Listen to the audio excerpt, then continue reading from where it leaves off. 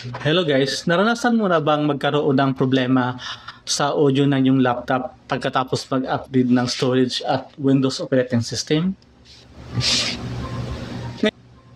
Ngayon, ating tingnan kung paano ito nagawa at paano ang mga posibleng solusyon nito. Kamakailan lang, isang laptop ng customer ko na nag-upgrade mula sa hard disk drive papuntang eNVMe SSD at na-update din ang Windows 10 operating system. Mula noon, hindi na gumagana ang audio.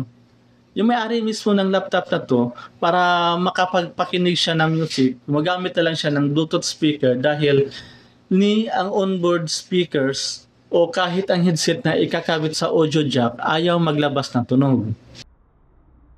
Kaya ito yung step by step troubleshooting na ginawa ko sa una, tinanggal ko muna lahat ng drivers na Lenovo mula sa device manager.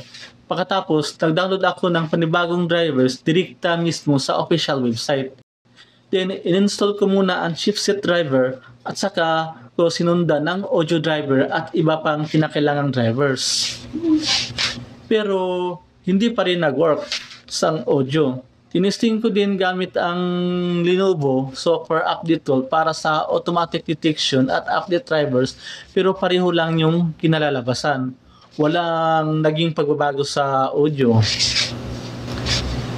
Dahil sa walang improvement, nirecommend ko na lang ang customer ko na gumamit ng USB audio device para makunik ang kanilang headset at magkaroon ng sound.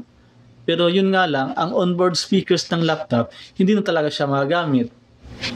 Isa sa mga naisip kong solusyon para maayos ang problema ay ibalik sa dating version ng Windows o mag-downgrade ng Windows. Baka audio compatibility lang ang issue ang naging problema. Pero hindi kasi advisable na i-downgrade dahil kulang sa security updates ang mga lumang operating systems at hindi na rin suportado ng Microsoft.